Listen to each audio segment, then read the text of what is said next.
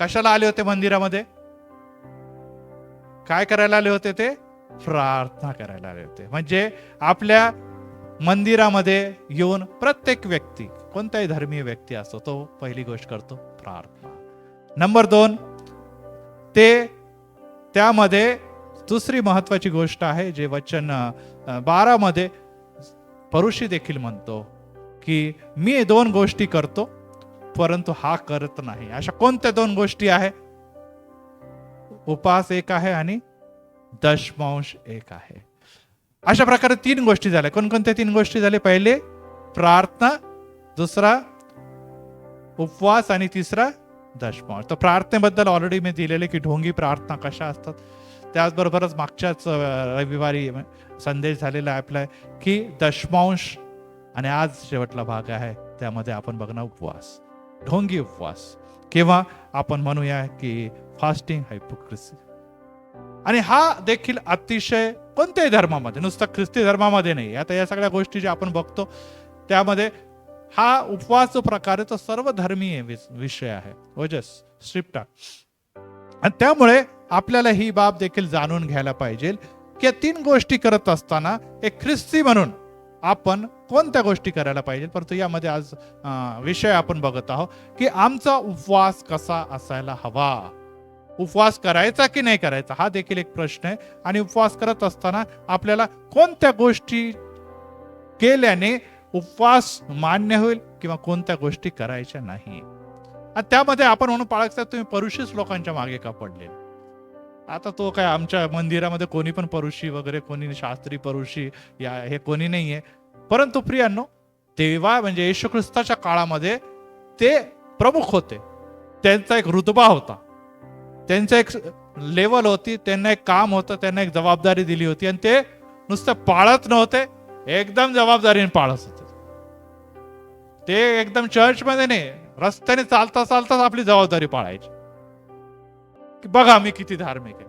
चौकामध्ये उभं राहूनच डायरेक्ट प्रार्थना सुरू करायची, उंच जागेवर उभं राहून, कसं मी धार्मिक आहे. रस्त्याने चालत असताना, दान देत असताना आपण वगैरे तू ताऱ्याच वाजवत जायचे, दान द्यायला चालला बाबा. म्हणजे घरापासूनच धार्मिकता जे सुरू करायचे तर मंदिरामध्ये एकदम उत्कर्षापर्यंत जायचे. आणि अशा प्रकारची धार्मिकता येशूने त्याच्या लहानपणापासूनच बघितलेली होती, कारण की वर्षानुवर्ष ही परंपरा चालली होती. परंतु आता येशू जेव्हा देवाच्या राज्याची घोषणा करू लागला तेव्हा त्यांना त्याच्यामध्ये ढोंग दिसू लागलेला आहे आणि वारंवार त्यांनी परुषांवर अटक केलेला आहे. आणि त्यामुळे आपल्याला देखील ही बाबतीपासून सावधगिरी बाळगायला पाहिजे, कारण की जी धार्मिकता तिथे होती ती धार्मिकता आज देखील आहे. धार्मिकता तर शेवटपर्यंत टिकणार आहे, कारण की आपणच म्हणतो की निश्चितच तुम्हाला आणि मला आपल्याला धार्मिकता आणि नीतिमत्व ह्या सर्व गोष्टी पहिले तुम्ही मागा, म्हणजे तुम्हाला इतर सर्व काही मिळेल. हे धार्मिकता आणि नीतिमत्वासाठी आपल्याला राज्यासाठी झटायचंच आहे, ते येशू ख्रिस्ताने आपल्याला सांगितलेलं आहे. परंतु धार्मिकतेमध्ये जेव्हा खोट येते, धार्मिकतेमध्ये जेव्हा लबाडी येते, तेव्हा देवाला ती गोष्ट आवडत नाही. पण ह्याचा अर्थच नाही की मग आपण धार्मिकता दाखवूच नाही, कारण की जो धार्मिक नाही तो त्याच्या राज्यासाठी झटत नाही, त्याला काय मिळणार आहे हे काही सांगायची गरजच नाही. आणि त्यामुळे तो विषय तर निश्चितच महत्वाचा आहे. आणि त्यामुळे आपण जर पवित्र शास्त्राच्या बाहेर गेलो, समाजाकडे बघितलं, तर जवळपास प्रत्येक धर्मीय आपल्याला उपवास करताना दिसतात. आपल्या शेजारी मस्जिद आहे आणि आपण बघतो रमजानच्या महिन्यामध्ये त्यांचा 1 महिन्याचा उपवास असतो. त्याचप्रमाणे आपण हिंदू समाजामध्ये बघतो की अशा वेगवेगळ्या एकादशा, वेगवेगळ्या प्रकारचे वर्षभर त्यांचे चालणारे उपवास असतात. त्याचप्रमाणे आपण बघतो शीख धर्मीय, जैन धर्मीय, बौद्ध धर्मीय हे पण मोठ्या प्रकारे उपवास करतात. आणि हे उपवास यहुदी लोकांमध्ये पण दिसत होते. म्हणजे जगातला कोणताही धर्म असा नाहीये की ज्यामध्ये उपवासाला महत्वच नाहीये. प्रत्येक जण उपवासाला महत्व देत आलेले आहे आणि त्याद्वारे काहीतरी मिळावं. कोणी उपवास करतो, निश्चितच ती एक धार्मिक रीतिरिवाज आणि परंपरा आहे. परंतु ही सर्व धर्मीय प्रथेमध्ये आपण पहिल्या मुद्द्यामध्ये बघणार आहोत की यामध्ये काही ना काही आम्हाला देवाकडून किंवा या सेवेच्या मोबदल्यामध्ये मिळावं, त्यासाठी लोक उपवास करतो. आपण देखील 40 दिवस उपवास करतो आणि त्याला आपण लेंथ समय म्हणतो, बरोबर ना. आणि त्यामुळे अनेक जण उपवास करण्याचं मागचं जे कारण आहे की आम्ही धार्मिक आहोत, धार्मिक लोकच उपवास करतात, अधार्मिक लोक करतच नाही हे. तर धार्मिकता दर्शनासाठी तप आणि तपस्या करण्यासाठी अनेक जण उपवास करतात. काही जण काय म्हणतात धार्मिक रीतिरिवाज पाळण्यासाठी उपवास करतात. काही जण गुढ उपवास करतात. वेगवेगळ्या ठिकाणी जाऊन ते जंगलात, अरण्यात, वेगळ्या कब्रस्थानात इकडे तिकडे जाऊन त्या उपवासाच्या द्वारे काही ना काही प्राप्त करण्याचा प्रयत्न करतात. त्याचप्रमाणे राजकीय उपवास देखील आपल्याला देतात. राजकीय लोक काही कमी नाही उपवास करण्यामध्ये. नेता वगैरे हे लोकही उपोषण, ह्या शब्दाला उपासच्या जागेवर ते म्हणतात उपोषण करतो. त्यामध्ये काही लोकांना निश्चितच जेव्हा आपले मागण्या पूर्ण होत नाही ते आमरण उपोषण हे देखील लोक अनेक जण करतात. आणि आपल्याला यामध्ये आपल्या राष्ट्रपिताच महात्मा गांधी याच्याबद्दल आपण विचार केला तर आपल्याला दिसतं की त्यांनी देखील बहुत असे उपवास केलेले आहे देशाचे स्वातंत्र्य मिळवून देण्यासाठी. आता देखील आपण लेटेस्ट जर बघितले तर आपल्याला अण्णा हजारे है ना, हे देखील दिसतात आणि ते देखील उपवासामध्ये आघाडी होत. अशा अनेक नेत्यांची नावं आपण सहज घेऊ शकतो आणि अनेक धार्मिक लोकांची नावं घेऊ शकतो. आणि अनेक या गोष्टीसाठी अनेक जण जादूटोना, ब्लॅक मॅजिक वाले पण उपवास करतात आणि त्याद्वारे ते वेगवेगळ्या प्रकारच्या जे सिद्धी, ज्याला म्हणतो ना, सिद्धी प्राप्त करण्यासाठी उपवास करतात. आणि या सर्व उपवासाला सर्व समाजामध्ये एक वेगळा आदर आहे. या सर्वांना आदर आहे, अनामिक भीती आहे की बाबा उपवास करतो, बाबा एखादा दिवस गेला म्हणजे आपल्याला कठीण, सरकार पण घाबरते त्यांना. आणि अशा अवस्थेमध्ये या सर्व उपवासामध्ये जेव्हा परुषी लोकांच्याकडे आपण जातो, ज्याच्या उपवासाच्या बद्दल इथे लिहिले, ते देखील कडक उपवास करण्यामध्ये फार नावाजलेले होते. आणि त्यामध्ये ते आठवड्यातून किती दिवस उपवास करायचे मी सांगितलं मागच्या वेळेस, सांगा. आठवड्यातून 2 दिवस ते उपवास करायचे. म्हणजे जर आपण बघितले तर 365 दिवसामध्ये जवळपास आपण बघितलं तर 53 किंवा 52-53 आठवडे येतात. म्हणजे एक दिवस उपवास करतो आठवड्यातून, तो 52-53 उपवास वर्षात करतो. पण तो जे 2 उपवास करतात त्यांची संख्या 100+ म्हणजे 104-105 उपवास होतात त्याचे वर्षभरामध्ये. आणि हा काही आकडा लहान नाही. आणि परुषी लोक कोणत्या दिवशी उपवास करायचे तर आपल्याला माहित असायला पाहिजे, सोमवार आणि गुरुवार. आजच्या दिवशी त्याचा उपवासाचा दिवस असतो. सोमवार आणि गुरुवार हे 2 दिवस ते कडक उपवास करायचे, किंवा ज्याच्याबद्दल पवित्र शास्त्रामध्ये लिहिलेलं आहे, ज्याबद्दल आज आपण पुढे ऐकणारच आहोत. तर अशा प्रकारच्या विविध कल्पना ज्या आहे त्या पवित्र शास्त्रामध्ये ते देखील आपण बघणार आहोत. आणि या सर्व गोष्टीमुळे उपवासाला एक अनामिक आणि बहुत महत्व प्राप्त झालं. मुद्दा नंबर 2 ओजस. आणि त्यामध्ये आपण जर बघितलं तर जेव्हा नियमशास्त्राकडे जातो, आपल्याला माहिती आहे पवित्र शास्त्रामध्ये 2 भाग आहे. कोणकोणते भाग आहे? नवा करार आणि जुना करार. आणि जुना करारापासून आपल्याला उपवास दिसतं निरंतर. आणि हे जे लोक आहेत ते जुन्या करारातले लोक आहेत, कारण की नवा करार ह्यानंतर येणार होता. येशू ख्रिस्ताच्या मरणच्या पश्चात, वधस्तंभावर गेल्या पश्चात नवा कराराचा आरंभ होणार होता. तर इथपर्यंत हा जुना करारच सुरू आहे. आणि जुना कराराच्या नियमशास्त्रामध्ये असं काही फार उपवासाच्या बद्दल जरी फार लिहिलेलं नाही, परंतु असं लिहिलेलं आहे की एक दिवस प्रायश्चित्ताचा दिवस ठरवा आणि त्या दिवशी तुम्ही उपवास करा. नियमशास्त्राकडे बघितलं, एक दिवस तुम्ही प्रायश्चित्ताचा दिवस ठरवा आणि त्या दिवशी उपवास करा. परंतु आपल्याला दिसतं मोशेने किती दिवस उपवास केला? 40 दिवस आणि 40 रात्र उपवास केले. एलियाचे पण आपल्याला उपवास दिसून येतात. तर ह्या उपवासालाच धरून आपण 40 हा आकडा धरून पुढे वाटचाल करत आहोत. म्हणजे जरी हे नियमशास्त्राचा काही संबंध नव्हता, परंतु नियमशास्त्राने ह्या लिहिलं. परंतु आपण जर पवित्र शास्त्रामध्ये विविध ठिकाणी बघितलं तर आपल्याला उपवास च्या बद्दल लिहिले सकाळपासून तर संध्याकाळपर्यंत. म्हणजे सूर्य उदय उपवास सुरू, सूर्य अस्त उपवास सोडा, ह्या प्रकारचे जवळपास 12 तास उपवासाच्या बद्दल लिहिलेलं आहे. त्याचप्रमाणे आपण बघितलं तर 7 दिवसाच्या उपवासाबद्दल दानिएलाने 3 आठवडे उपवास केलेले आहे. त्याच्याबद्दल 40 दिवस आताच आपण ऐकलं मोशे आणि एलियाचे उपवास आहे. 5व्या आणि 7व्या महिन्यात हे उपवास, 4थ्या, 5व्या, 7व्या, 10व्या महिन्यात उपवास. आणि अशा प्रकारे आताच आपण ऐकलं की पुरुषांचे उपवास किती दिवस होते? 2 दिवस उपवास आहे. आणि त्यामध्ये ते आठवड्यात 2 दिवस उपवास करून आपल्या कार्याला ते करत असे. आणि अशा प्रकारे जेव्हा येशू ख्रिस्त यांच्याबद्दल लिहितो आणि त्यामध्ये तो मत्तेकृत शुभवर्तमानामध्ये आपल्याला असं दिसतं. आणि त्याच्या 6व्या अध्यायामध्ये की उपवास कसा करायला पाहिजे त्याबद्दल लिहिलेलं आहे. आणि आज आपण जेव्हा 6वा अध्याय मत्तय ह्याच्यामध्ये प्रभूची प्रार्थना मागच्या वेळेस मी एक्सप्लेन केलेली होती आणि त्यामध्ये प्रभूच्या प्रार्थनेच्या नंतर 16 पासून 18 पर्यंत लिहिलेलं आहे, तुम्ही जेव्हा उपवास करता तेव्हा ढोंग्यासारखे म्लानमुख होऊन करू नका, कारण आपण उपवास करीत आहोत असे लोकांना दिसावे म्हणून ते तोंड विरूप करतात. मी तुम्हाला खचित सांगतो की ते आपले प्रतिफळ भरून पावले आहे. तू तर जर उपवास करीतोस तेव्हा आपल्या डोक्याला तेल लाव, आपले तोंड धु, अशा हेतूने की तू उपवास करीत आहे हे लोकांना नव्हे तर तुझ्या गुप्तदर्शी पित्याला दिसावं, म्हणजे तुझा गुप्तदर्शी पिता तुला फळ देईल.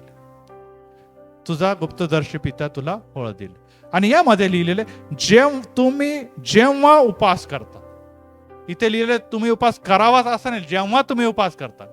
बायबल येशू ख्रिस्ताने इथे जरी निश्चितच सांगितलं नाही की निश्चित तुम्ही उपवास करा, परंतु जेव्हा तुम्ही करता ना तर मग असा करा, नाही करत नो प्रॉब्लेम, पण तुम्ही धार्मिकतेमध्ये चाला. पुढे जाऊन येशूने काय सांगितलं त्याबद्दल आपण बघूच. आणि त्यामुळे जेव्हा आपण तिसऱ्या मुद्द्याकडे जातो की आपला हेतू खोटा आहे का खरा आहे हे देखील तपासणं अतिशय गरजेचं, कारण की इथे उपवास काय लिहिलेला आहे, हेतू काय आहे, गुप्त उपवासाचा हेतू काय. आणि त्यामध्ये आपल्याला असं दिसतं की लोक कसे उपवास करतात, ढोंग्यासारखे म्लानमुख होऊ नका.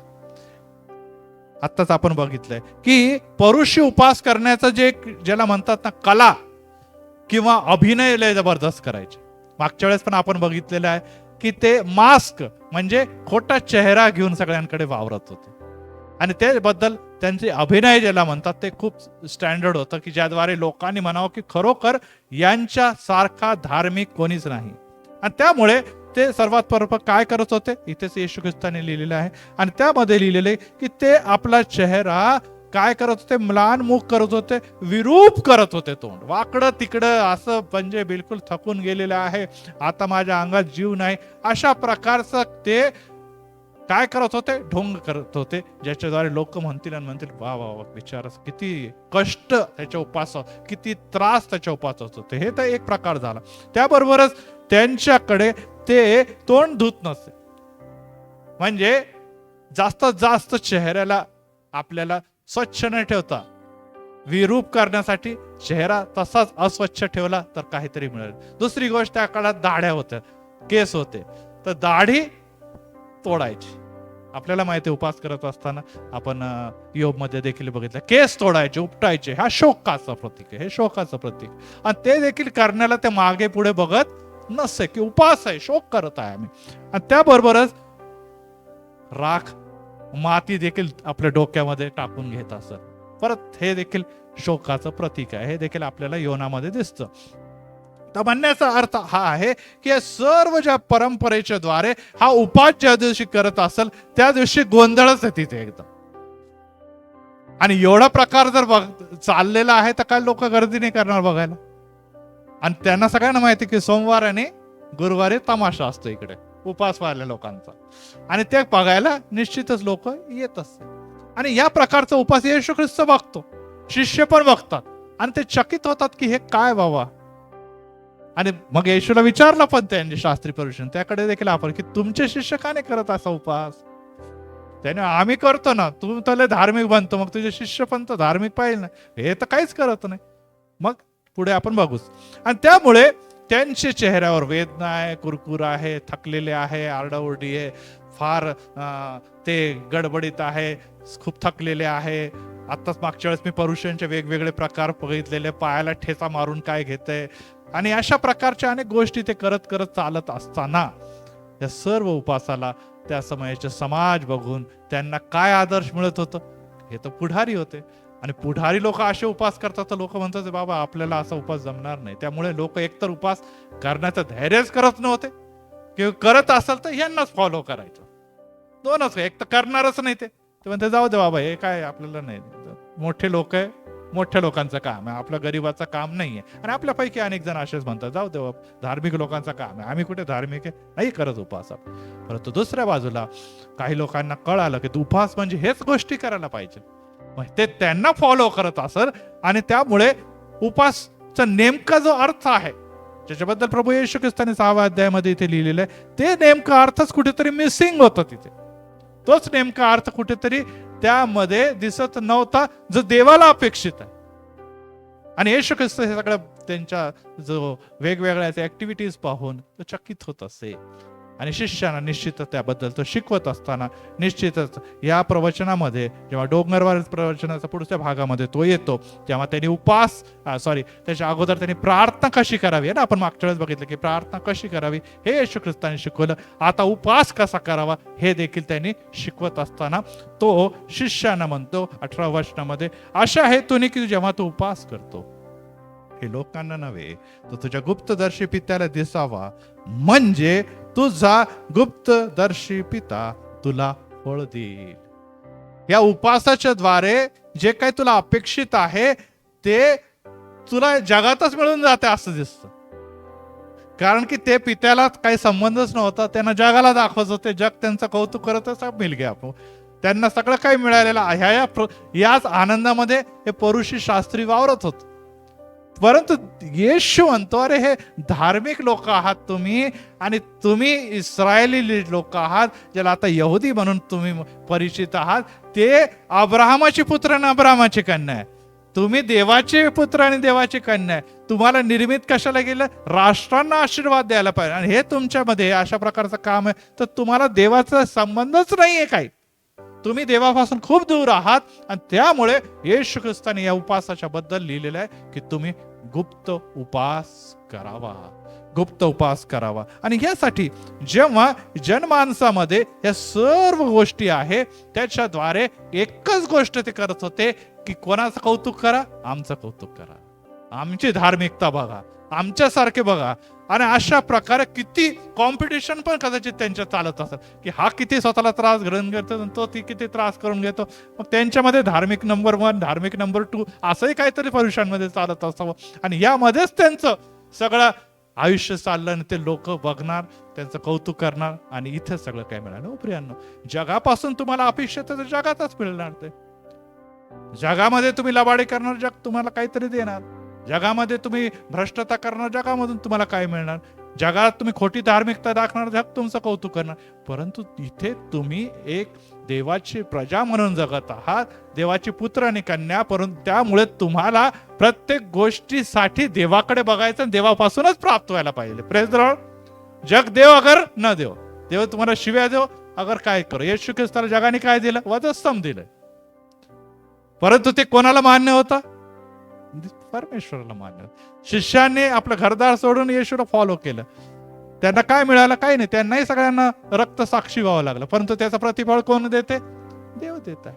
आणि त्यामुळे आम्हाला देखील त्यांना फॉलो करत असताना आम्हाला देखील काय हवं? आमचं प्रत्येक कार्य त्याच्यामध्ये प्रार्थना असो, मागच्या वेळेस मी घेतलेलं आहे, त्यामध्येच आपले उपवास असो. आणि त्याचप्रमाणे आता मागच्या वेळेस आपण लिहिलेलं आहे की आपण काय करत आहोत? तिसरी गोष्ट कोणची राहिली?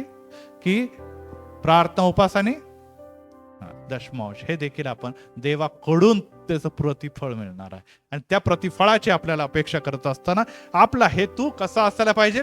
आपला हेतू शुद्ध असायला पाहिजे, जे देवाला मान्य असं होईल. चौथा मुद्द्याकडे वळूया. आणि त्यामध्ये परिस्थितीमुळे देखील उपास करतात.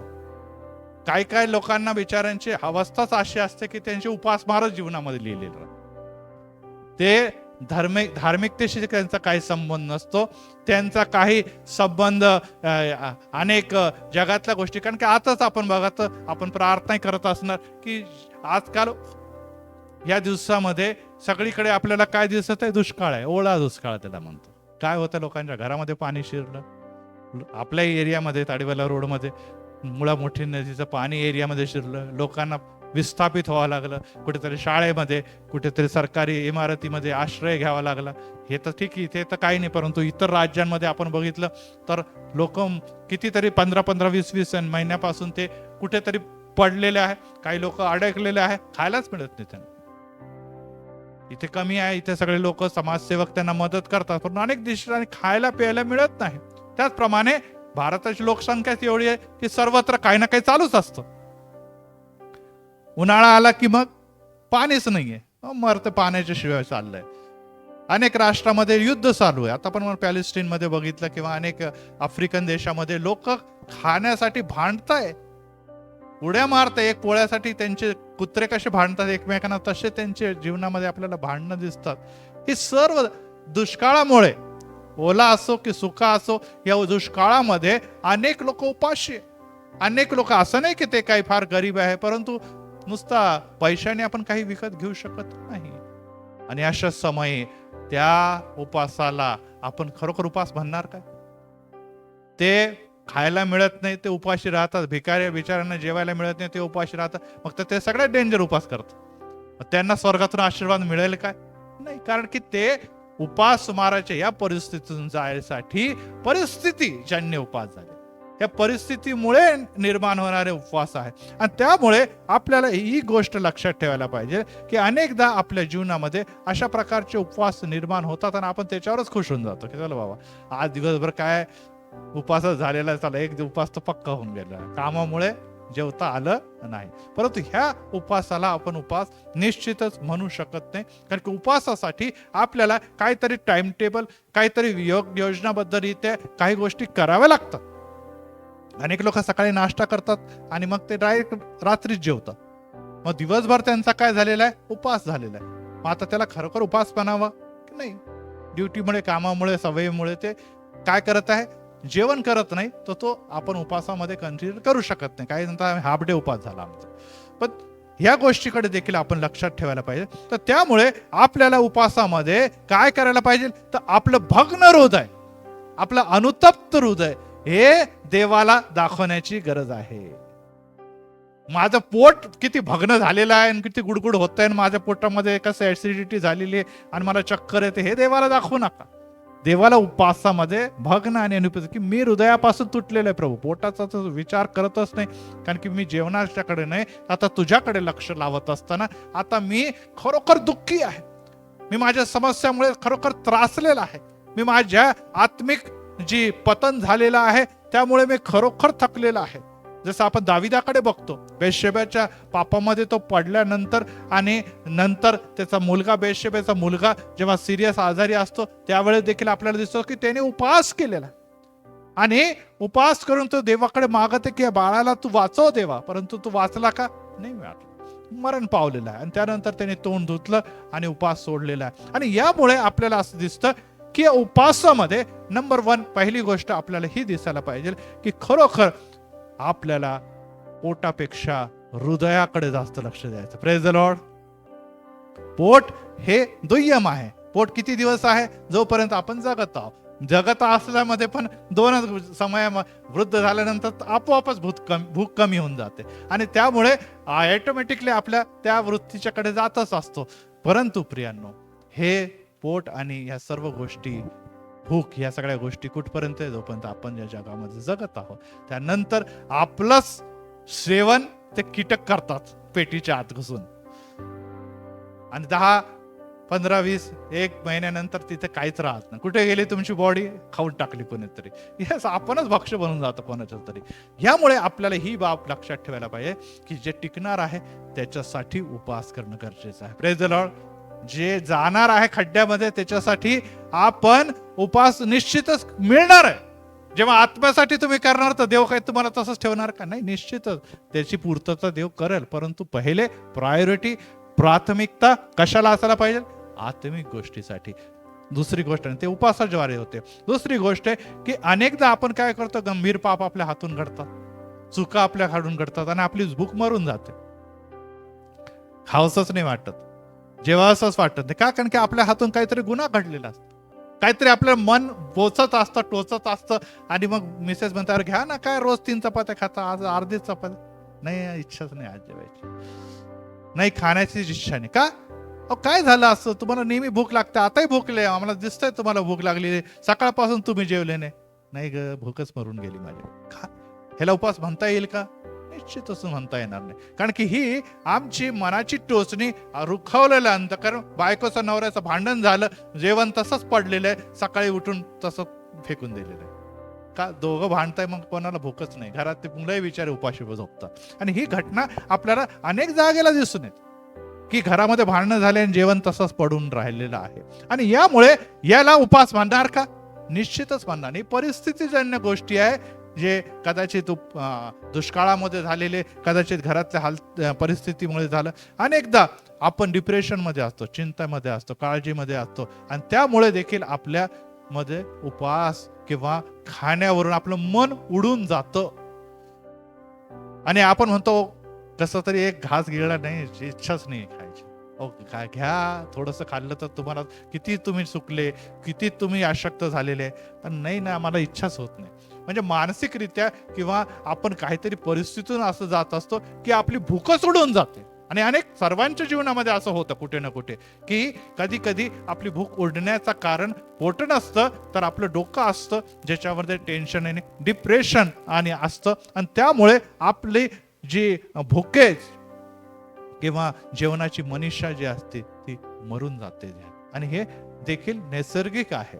आणि त्याचप्रमाणे आपल्याला ह्या गोष्टीची, की कधी कधी आपण आपल्या अनेक गोष्टी, आपल्या कुटुंबामध्ये मृत्यू होणं, अनेक लोक अचानक निघून जाणं, अनेक जण सारख्या आजारी राहणं, हॉस्पिटलमध्ये ऍडमिट असणं, कोणीतरी हरवून जाणं, कोणीतरी घरी न येणं, ह्या गोष्टीमुळे देखील काय होतं, अनेकदा उपवास होतो. अनेकदा आपण आईंच्याकडे बघतो आणि ते म्हणतो, का रे तो आलाच नाही ना, मग तो आल्याशिवाय मी जेवणार नाही, है ना.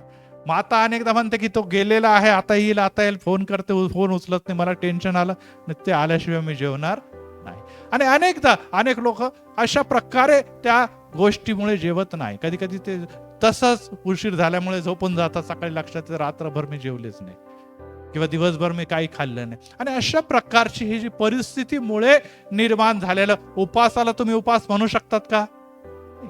खऱ्या अर्थाने आपण जेवलो नाही म्हणजे उपास झालेला आहे, ही बाब काही आपण नाकारू शकत नाही. कधी कधी एक दिवस, 2 दिवस, काही दिवसही घडू शकतात. परंतु जेव्हा आपण पवित्र शास्त्रामधून धार्मिक उपवासाच्या बद्दल जेव्हा विचार करतो, याला आपण उपवास म्हणू शकत नाही. आणि सगळ्यात महत्वाची ही गोष्ट आहे की कधी कधी आपण आपल्या जीवनामध्ये उपवास करण्याची सवयच लागून जाते.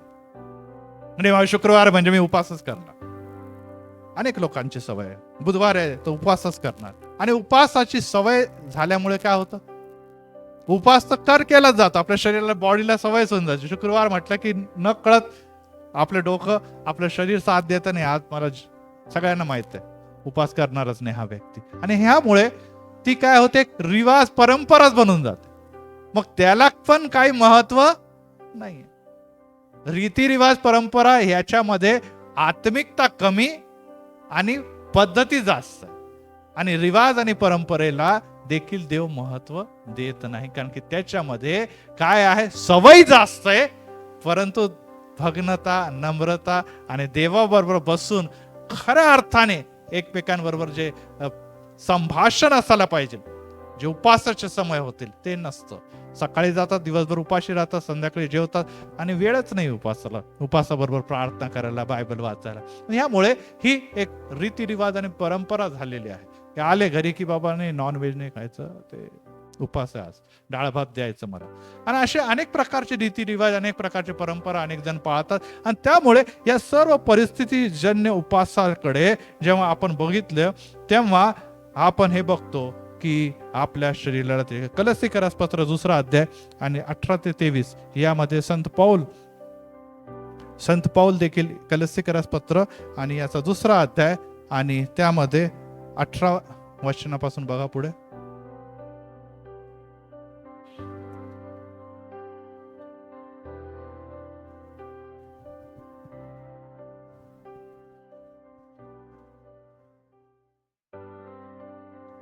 हा, दैहिक बुद्धीने उगीच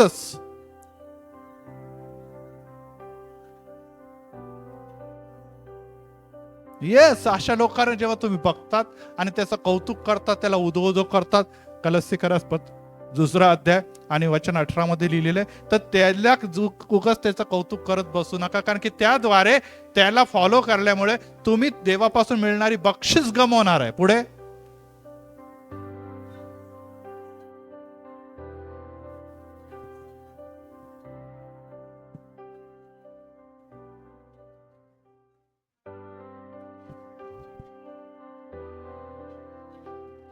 हा इथे लिहिलेलं आहे की असा व्यक्ती, मस्तक म्हणजे काय, ख्रिस्त, याला धरून न राहिल्यामुळे काय गोष्टी ज्या त्याच्यापासून अपेक्षित आहे ते होत नाही. आणि अशा समय तो पुढे येणे प्रकारे म्हणतो 23व्या वचनामध्ये, याला स्वेच्छेने योजलेली उपासना, लीनता, देहदंडन यावरून ज्ञान म्हणतात खरे, तरी देह स्वभावाच्या लालसेला प्रतिबंध करण्याची त्याची योग्यता नाही. की तो निश्चितच उपासना करत आहे, निश्चितच लीनता दाखवत आहे, लीतीचे शरीराला त्रास पण करून घेते, फटके मारून घेते, परंतु याद्वारे देह स्वभावाची लालसा होते, देवाला काही देखील गौरव सन्मान प्राप्त होत नाही. आणि त्यामुळे अशा देहिक उपवासाला, अशा प्रकारच्या उपवासापासून तुम्ही सावध असावं, ही देवाची इच्छा आहे. आणि त्यामुळे आपण पुढच्या भागाकडे जेव्हा जाऊ, की उपवासामध्ये आपल्याला पुढचा प्रकार बघायचा आणि त्यामध्ये आपण बघूया ही चौथा प्रकार, त्यानंतर पाचवा प्रकार, की मग आम्हाला उपवास करत असताना नेमकं काय गोष्ट करायला पाहिजे. आणि त्याबद्दल मत्ते शुभवर्तमान 9व्या अध्यायामध्ये एक प्रश्न विचारला आहे येशू ख्रिस्ताच्या शिष्यांच्या संदर्भात. मत्ते 9, 14 आणि 15. मग येशू ख्रिस्त, तू एवढा आम्हाला बोलतो, आम्हाला एवढं सुनवतो, मग तू काय करतो आणि तुझे शिष्य काय करतात. आता हा प्रश्न नेहमी येणारच आहे की बाबा तू असा म्हणतो पण आम्ही करतो, मग आम्हाला तू टोकतो, मग तुझं काय. आणि 14 आणि 15 मध्ये काय लिहिलेलं आहे बघा.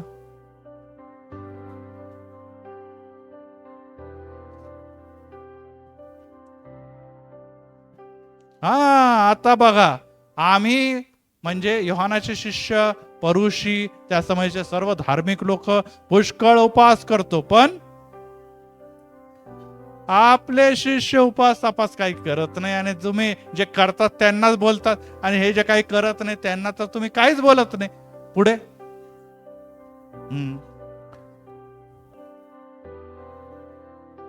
वराडा बरोबर वर आहे, येशू म्हणतो तोपर्यंत शक्य नाही की तुम्ही शोक करावे. पुढे, तरी असे दिवस येतील की वर त्याच्यापासून काढून घेण्यात येईल, तेव्हा ते उपवास करतील. आणि आता आपण त्या मुद्द्याकडे येणार आहोत की आता इतक्या दिवस येशू त्यांना सुनवत होता, आता येशूवर ते येऊन उभे राहिलेले की मग तुम्ही का उपवास करत नाही, तुमचे शिष्य का उपवास करत नाही. निश्चितच त्याने शिष्यांच्या बरोबर अटॅक केलेलं, निश्चित येशूला त्यांनी काही म्हटलेलं नाही, परंतु इथे येशू ख्रिस्ताने त्याचं कारण 15व्या वचनामध्ये दिलेलं आहे की वराडाबरोबर वर आहे. वर म्हणजे कोण, ना वरदेव आहे ना, क्योंकि दूल्हा जल्दी आने वाला. तर हा वर आहे वराड बरोबर. आणि अशा अवस्थेमध्ये मग उपवासाची गरज नाही. आपल्या घरामध्ये लग्न ठरलेलं आहे, आपल्या घरामध्ये हळद, आपल्या घरामध्ये वेगवेगळ्या प्रकारच्या आनंदाचे वाढदिवस आहे, आणि त्या दिवशी आपण सहसा उपवास करत नाही. आपल्याला काहीतरी प्रमोशन मिळालं, आपल्याला काहीतरी आनंद मिळाला, आपल्याला कडे बढती मिळाली, आपल्या घरामध्ये काहीतरी आनंदाचा प्रसंग घडला, त्या दिवशी उपवास करतो का आपण? नाही. आपण उलट म्हणतो, पाळक साहेब या ना, आमच्याकडे उपकार स्तुतीची प्रार्थना ठेवायची. का? कारण की आम्हाला अशा प्रकारचं आनंद झालेला आहे, यश मिळालेलं आहे, आशीर्वाद मिळाला आहे, आपण सर्वजण मिळून सेलिब्रेट करू. Praise the Lord. केक कापू, सगळं काही सेलिब्रेशन आपण करूया. येस, कारण की आनंदाचा प्रसंग, लग्न इथे वराड आणि वर याच्या बद्दल लिहिलेलं आहे की हा आनंदाचा प्रसंग आहे. कारण की वर जो येणार होता तो आता सध्या या जगामध्ये आहे, आणि त्या वराला कोणी ओळखलेलं आहे? शिष्यांनी ओळखलेलं आहे. Praise the Lord. आणि जर शिष्यांनी ओळखलेलं आहे, तर या मोठ्या येशू बरोबर किंवा जगाच्या तारणाऱ्याबद्दल बरोबर हे 3.5 वर्ष घालवत असताना ते कसे उपवास करू शकतात. आणि त्यांनी उपवास करू नये, तर त्यांनी हे दिवस 3.5 वर्ष काय सेलिब्रेट करायचे दिवस आहे. आणि त्यामुळे अशा समयामध्ये त्यांनी रडावं, शोक करावं, चिंता करावी याची काही देखील गरज नाही.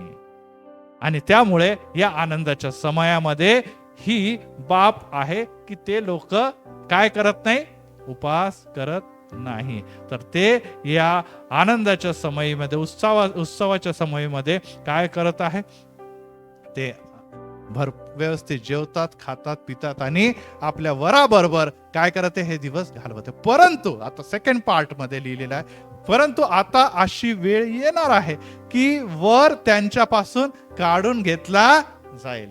काढून घेतला जाईल म्हणजे आता काय होणार आहे पुढच्या दिवसामध्ये? काय होणार आहे वराला? तो आता वर राहिलेला नाही, तर तो वधस्तंभी जाऊन मरण प्राप्त करणार आहे. आणि मेल्यानंतर काय होणार आहे?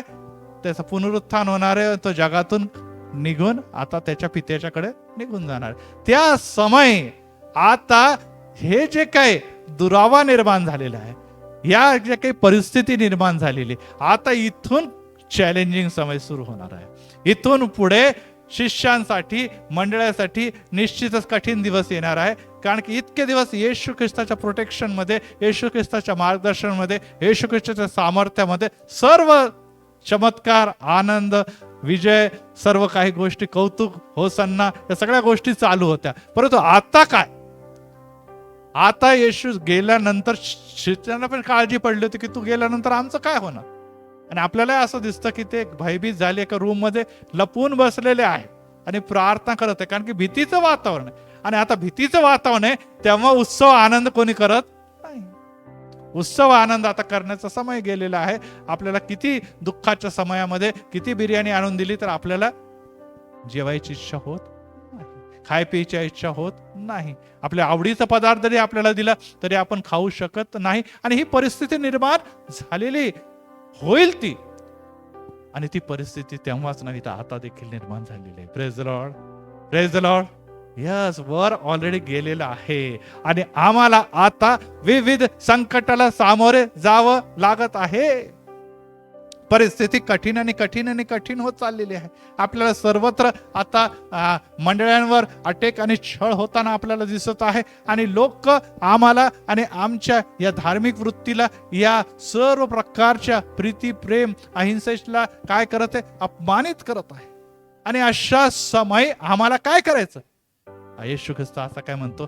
तेव्हा ते उपास करतील. अंडरलाईन करा, तेव्हा ते उपास करतील. यस, तेव्हा ते, म्हणजे आता आपल्याला लक्षात येत आहे की तो समय नव्हता, परंतु हा समय आता आलेला आहे की तुम्हाला आणि मला जर टिकाव धरायचा आहे, तुम्हाला आणि मला जर निश्चितच आशीर्वाद पाहिजे, तुम्हाला आणि मला देवापासून जे काही सामर्थ्य मिळवायचं आहे, आणि यामध्ये धैर्य आपल्याला काय लागल? आता धैर्य, बळ, सामर्थ्य याची गरज आहे. ते देवच आपल्याला पुरवणार आहे. आणि त्याच्यासाठी कोणती गोष्ट करण्याची गरज आहे? उपवास करण्याची गरज आहे. आणि यामुळे आता तुम्हाला उपवास करायची गरज निर्माण झालेली आहे. आणि ही बाब आपल्याला आता समजून घेणं गरजेचं आहे की येशू ख्रिस्ताने जरी सुरुवातीला असं म्हटलेलं आहे, परंतु येशू ख्रिस्ताने हे देखील म्हटलेलं आहे की ती वेळ केव्हा येणार आहे. आणि ती वेळ केव्हा येणार आहे की तो मी जातो खरा, परंतु तुम्हाला एकटं सोडणार. तुम्हाला काय प्राप्त होईल? पवित्र आत्मा येईल आणि तुम्हाला सामर्थ्य प्राप्त होईल. परंतु त्या सामर्थ्यामध्ये वाढण्यासाठी, त्या सामर्थ्यामध्ये वाटचाल करण्यासाठी, त्या सामर्थ्यामध्ये आत्मिक बळ आणि आत्म्याचे कृपादान, आत्म्याची फळं मिळवण्यासाठी तुम्हाला काहीतरी आत्मत्याग देखील करायची गरज आहे. Praise the Lord. आणि आत्मत्यागमध्ये एक महत्वाचा उपाय की तुमची जेवण, तुमचं जे काय अन्न आहे त्याचा त्याग करणं, ज्याला आपण उपवास म्हणतो. आणि ह्या उपवासामध्ये दाढी तोडणं, केस तोडणं आणि आशे करून इकडे तिकडे फिरणं हे तर कोणी करतच आता तर दिसतच नाही. करतात का कोणी? नाही. अशा प्रकारची उपवासला जरी बंदी असली तरी देखील विविध प्रकारे लोक उपवास करत असतात. आणि विविध प्रकारे उपवास करत असताना देव आणि येशू स्पष्ट म्हणतो की तू आपल्या खोलीमध्ये जा, दार बंद कर आणि निश्चितच आपल्या देवाशी प्रार्थना कर. त्याचप्रमाणे त्यांनी म्हटलं की आपलं तोंड धु, आपल्या केसाला तेल लाव, यासाठी की लोकांनी ओळखू नये की हा व्यक्ती उपवास करत आहे. परंतु कधी कधी लोकांना कळतं. आता मी देखील शाळेमध्ये काम करत असताना लोकांना माहित होतं की सरांचा बुधवार आणि शुक्रवारी उपवास असतो. कारण की सगळे डब्बे वगैरे आम्ही खायचं, तर मी निश्चितच म्हणू अरे नाही आज उपवास असतो माझा. मग त्या सगळ्या लोकांना कळालं. आणि मग कळाल्यानंतर लोक काय म्हणायचं? बाळकसाहेब आज उपवास आहे तुमचा. सर तुमचा उपवास, मग आमच्यासाठी या गोष्टीसाठी प्रार्थना करा. चल सर आमच्या घरी या प्रार्थना करण्यासाठी, सर आमच्या घरी प्रार्थना करणार. पण मी काय स्वतः मी उपवास आहे म्हणजे नाही. पण त्यांना कळालं होतं की ज्या दिवशी उपवास करतात त्या दिवशी जगामध्ये जे पण संत लोक आहेत, धार्मिक लोक आहेत, जे पण देवाला मानून चालणार, त्यांच्यामध्ये एक विशेष कार्य केले जातं. कधी कधी काही लोक म्हणतात, सर आज उपास आहे ना, हे कॅन्डल घेऊन जा त्या चर्चमध्ये लावा तुम्ही कॅन्डल, कारण की काही लोकांना माहीत नसतं की काय कॅन्डल विंडल प्रकार असं. परंतु कधी कधी आमचे उपास जे आहे ते लोकांना विदित होतात, परंतु त्यांना ही बाब देखील कळते की उपासाच्या दिवशी हा व्यक्ती काय करतो, देवाचेच काम करतो. प्रेज द लॉर्ड, देवाची आराधना करतो. आणि या दिवशी जेव्हा तो उपास करतो त्याच्यामध्ये एक देवाचं सामर्थ्य आणि देवाची ताकद आणि विश्वास हा मजबूत असतो. त्या दिवशी जर आम्ही प्रार्थना करून घेतली तर निश्चित देव ऐकेल. Praise the Lord. आणि ही बाब लोकांच्या मनामध्ये आणि प्रथम आमच्या मनामध्ये ठसणं गरजेचं आहे की मी उपास का करतो. आणि मी प्रभूला त्यावेळेस खूप धन्यवाद देत असतो की प्रभू, खरोखर या एवढ्या वर्षाच्या सर्व्हिसमध्ये मला अनेक लोक कोणत्या कारणामुळे मिळाले, तर मला उपवासामुळे मिळाले. कारण की घरी मला जायची काही नसायची, माझा उपवास असायचा, जेवणाचा काही प्रश्न नाही. मग माझं काम संपलं की मी लोकांच्याकडे प्रार्थनेला जात असतो, दूर दूर टिंगरे नगरपर्यंत मी प्रार्थनेला जात असे. आणि त्या दिवशी मग अनेक गोष्टी देव करत होता आणि त्याबद्दल आपल्या सर्वांना माहिती आहे. आणि यावरून आपल्याला ही बाब जाणून घेणं महत्वाचं आहे की उपास हा तुमच्या सामर्थ्याचा, बळाचा, ताकदचा प्रदर्शक आहे. तुम्ही पब्लिसिटी नको करू की माझा उपास आहे, माझा उपास आहे, परंतु लोकांना कळू द्या. प्रेज द लॉर्ड की उपासाच्या दिवशी ह्या व्यक्तींमध्ये एक वेगळ्या प्रकारचं कार्य आणि एक वेगळ्या प्रकारची सेवा जी देवाच्याकडून त्याच्याकडे येते ती घडत असते. Praise the Lord. कारण की हा व्यक्ती ज्या देवाची उपासना करतो तो देव सामर्थ्यशाली आहे आणि तो त्याची प्रार्थना ऐकतो. कारण की पुढे आपण बघणारच आहोत. आणि अशा प्रकारे आपण उपवास करत असताना आता काय काय गोष्टी आपल्याला प्राप्त होऊ शकतात. पुढचा मुद्दा आहे की आपण करत असताना कसा करावा आणि त्याच्यापासून आम्हाला काय मिळणार आहे.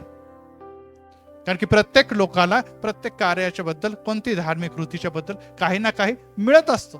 आज उपास जेव्हा आपण करत आहोत तेव्हा आपल्याला कोणत्या गोष्टी बायबलमधून जर आपण बघितलं तर आपल्याला कोणकोणत्या गोष्टी मिळणार आहे. मी फार खोलामध्ये जाणार नाही, परंतु ते मुद्दे जर तुम्हाला निश्चितच हवे असतील तर ते मुद्दे हायलाईट करून घ्या किंवा लिहून ठेवा वचनं. घरी आपण जाऊन ते वाचा, म्हणजे त्याद्वारे जेव्हा तुम्ही उपास करतील तेव्हा त्या मुद्द्यांवर तुम्ही वाचन करा आणि ते प्रॉब्लेम देव निश्चित सॉल्व्ह करा. पहिला मुद्दा जो आहे की बायबलमध्ये उपास करत असताना सगळ्यात पहिले जेव्हा मी दाविदाच्या बद्दल सांगितलं की दाविदाने देखील काय केलेलं आहे, उपास केलेला आहे.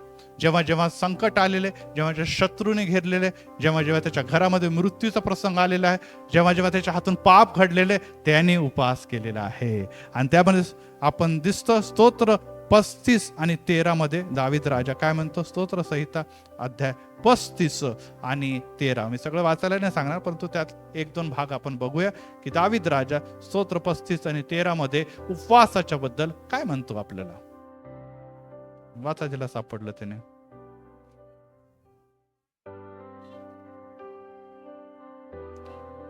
गोन ताट नेसत असे. मी सांगितलं की जुन्या काळात प्रथा होती की उपवासाच्या दिवशी एक विशिष्ट पेहरावा ते घालत असे आणि पोत्याचे कपडे ज्याला आपण म्हणतो ते घालायचो आणि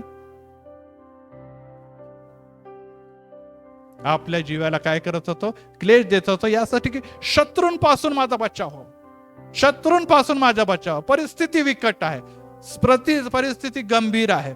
आपल्याला त्याच्या पहिराव्याकडे जायचं नाही, परंतु ह्याकडे बघायचंय की त्यांनी विश्वासाने उपवास केलेला आहे. आणि आपल्याला माहिती आहे जर त्याचा उपवास हा खरोखर देवाला मान्य नसता तर त्याच्या घराण्यामध्ये येशूचा जन्म झाला नसता. कारण की आपल्याला माहिती आहे दाविदाच्या पुत्रा म्हणून येशूला त्यांनी संबोधित केलेला आहे. म्हणजे मला आनंद वाटतो की संडे स्कूलचे लेकरं उपवास करतात आणि रविवारी ते चर्चला येतात ना, की सोडला आता. हा, कितीतरी आनंदाची बाब आहे की ते मुलं साक्ष देतात. त्यांना सांगितलं ते इथे उभं राहतात, कारण की त्यांच्या टीचर्सने आणि त्यांच्या शिक्षकाने त्यांना तसं घडवलेलं आहे की उपास ठेवून या, त्यांना आशीर्वाद मिळतात. मिळाले ना आशीर्वाद? यस. हे लहान लेकरांना या लहान वयामध्ये आता ही जी सवय लागलेली आहे, त्या हे जे फाउंडेशन आहे या वयामध्ये त्यांना अनुभव मिळालेला आहे. Praise the Lord. हे फार महत्वाची गोष्ट की अनुभव घेऊन पहा मी किती. यस. आणि अनुभव घेतल्याशिवाय आपल्याला माहिती आहे की ख्रिस्ताच्या बद्दल जेव्हा जेव्हा सगळ्यांना सांगितलं जातं, ख्रिस्ती लोक म्हणतात आम्ही सांगतो किंवा आम्ही ब्रेन वॉश करतो किंवा आम्ही काहीतरी बोलतो म्हणून तुम्ही विश्वास ठेवू नका. देव किती चांगला आहे हा तुम्ही प्रत्यक्षात अनुभव तुम्हाला मिळणार आहे. जर मिळाला तर तुम्ही म्हणा की हाच चालणार आहे. Praise the Lord. त्याचमुळे आम्हाला अनुभव घ्यायला पाहिजे आणि लहान वयापासून जर तुम्हाला आणि मला असा अनुभव मिळायला लागले तर तुम्ही येणार दिवसामध्ये देवाचे सेवक व सेविका होणार आहे. Praise the Lord. त्याच्यापासून कोणी देखील तुम्हाला रोखू शकत नाही. अशा प्रकारे दावीद. दुसरं आपण जर बघितलं ते आपण नंतर तुम्हाला जेव्हा वेळ मिळेल तेव्हा वाचा. दुसरा इतिहास 20:3 आणि ह्याच्यामध्ये यहोशापाट हा राजा होता आणि तो तिन्ही बाजूने घेरला गेलेला आहे. त्यावेळेस त्यांनी सर्व प्रजेला बोलवलं, इकडून पण सैन्य, तिकडून पण सैन्य, इकडून पण सैन्य, आता सर्व मरणार. अशा परिस्थितीमध्ये जेव्हा तो होता तेव्हा त्यांनी काय केलेलं आहे, सर्वांना बोलवलं की बाबा आता जर जिवंत राहायचंय तर तुम्ही सर्वजण उपास आणि देवाकडे प्रार्थना करा. Praise the Lord. आणि त्यांनी जेव्हा उपास आणि प्रार्थना केलेली आहे तेव्हा काय केलेलं आहे, देवाने काय म्हटलं नाही त्यांना, तुम्ही फार लढा बिडा काही करा, नुसतंच देवाची स्तुती करत राहा. बघा स्तुतीच्या मुळे तुम्हाला विजय मिळणार आहे. कारण की बलाने नव्हे, पराक्रमाने नव्हे, तर माझ्या आत्म्याने करायचं. तुम्हाला काय करायची गरज नाही, तुमच्यासाठी देव लढेल. कारण की हे युद्ध मनुष्याचं नाही तर हे युद्ध माझं आहे. आणि यामुळे जेव्हा आपण देवाला आपल्या आघाडी ठेवतो, जसं मेंढपाळ पुढे चालतो, मेंढर त्याचे वाणी ऐकून मागे मागे चालतात, त्याचप्रमाणे जेव्हा आपण येशूला पुढे ठेवतो आणि येशूला म्हणतो की मी उपास करून देवा तुझ्या मागे मागे चालत आहे, तू मला योग्य प्रकारे चालवशीलच. समस्याचं वादळ, समस्याचा लढा मी विपरीत परिस्थितीमध्ये भरपूर करत आहे, देवा तुम्हाला बचाव, देवा मला तू सुरक्षित कर. आणि देवाने कधी देखील विश्वास देणाऱ्याला काय केलं नाही, पडू दिलं नाही. धार्मिक 7 वेळेस पडला तरी तू उभाच राहणार आहे. Praise the Lord. कारण की तो उपास आणि प्रार्थना आणि विशेष करून दानार्पणाच्या द्वारे देवाच्या योजनेमध्ये, देवाच्या धार्मिकतेमध्ये मजबूत आहे. आणि त्यामुळे पुढे आणखीन आपण जेव्हा बघतो एस्तेर मध्ये देखील, एस्तेर राणीने देखील सांगितलं की मला आपण सर्वजण उपास करू. तिने व तिच्या सर्व दासीने उपास केला आणि आपल्याला दिसतं की यहुदी लोकांना त्या समय मारण्याचं जे काही योजना आखली होती, एस्तेर पुस्तकाच्या 4थ्या अध्यायामध्ये लिहिलेलं आहे, ही सर्व योजना काय झालेली, त्यांच्यावर पलटी झाली. हामान आणि मर्दकाची गोष्ट आहे आपल्याला माहित आहे. आणि त्यामुळे जे फाशीचा खांब बनवला होता त्याच खांबावर त्याला जावं लागलं. का? कारण की या राणीने आपल्या लोकांसाठी, आपल्या समाजाच्या बचावासाठी उपास केलेला. कारण की फरमान काय काढला होता, कोणताही यहुदी लोकांना आता जीवन सोडायचं नाही. ओ प्रियानो, असाच कुठेतरी फरमान आता आपल्याला सर्वत्र दिसत असताना आपल्याला या गोष्टीचा गांभीर्याने विचार करायला पाहिजे की आपल्या लोकांसाठी आपण काय करू शकतो. आपले पीडित लोकांसाठी, आपले छळले जाणाऱ्या लोकांसाठी, आपले उत्पीडित लोकांसाठी आपण काय करणार आहोत. आपल्याला काही तलवारी हातात घ्यायचे नाही, आपल्याला काही बॉम्ब घ्यायचे नाही, आपल्याला काही मोर्चे काढायचे नाही, आपल्याला काही त्यांच्या इकडून काहीतरी त्यांच्या विरोधात काही हल्ले करायचे नाही. तर आपल्याला एक ताकद परमेश्वराने दिलेली आहे, जी राणी एस्तेर पासून आपल्याला मिळाली की त्यांनी उपवास केला. त्यांनी उपवास केला आणि शत्रू जे त्यांना मारणार होते, काय केलेले, देवाने त्यांनाच त्या जागेवर काय केलेलं आहे, समाप्त केलेलं आहे. हो प्रियांनो, आपल्याला कोणाला मारायची प्रार्थना करायची नाही. प्रार्थना आता येशूमुळे बचावाचीच करायची, परंतु करत असताना आपल्याला काय करण्याची गरज आहे त्या लोकांसाठी आणि आपल्यासाठी देखील. कारण की आपण पण त्यामध्येच मोडतो. त्यांची उद्या आपल्यावरही पाळी येणार आहे. आपल्याला काय करायची गरज आहे, उपवास आणि प्रार्थना करायची. आणि त्यासाठी आपण शनिवारची जे काही चेन प्रेयर कंटिन्यू सुरू केलेली, प्रभू त्याद्वारे निश्चित काम करणार आहे. आपण म्हणून आम्ही 4, 5, 10, 12, 15, 20 लोक प्रार्थना करून काय होणार, निश्चित होणार. कारण की तुम्ही नाही करत, तुमचा देव करणार आहे. Praise the Lord. यस. लहान कळपा भिऊ नको, लहान कळपा भिऊ नको. कारण की तुझा परमेश्वर महान आहे, तुझा देव महान आहे, त्याची योजना महान आहे. तो लहान कळपाची 2 किंवा 3 माझ्या नावाने एकत्र आहे, त्यांची प्रार्थना ऐकतो. देवाचं वचन आम्हाला सांगतं की जेव्हा 2 धार्मिक आपसामध्ये बोललं तर देवाने कान देऊन ऐकलं, कान देऊन ऐकलं. कारण की त्यांचे कान आणि त्याचे डोळे तुमच्या आणि माझ्याकडे लागलेले आहात. पण देवाला अपेक्षा ही आहे की तुम्ही या समय उपवास सह प्रार्थना जेव्हा देवाकडे सादर करता, देव अद्भुतरित्या कार्य करतो. जे यहोशापाटचा समय पण झालेला आहे आणि एस्तरच्या काळामध्ये झालाय. Praise the Lord. कारण काय होता? उपवास आणि प्रार्थना. तिसऱ्या मुद्द्याकडे ह्याच्यामध्ये आपण जेव्हा बघतो तेव्हा एज्राने देखील उपवास केलेला.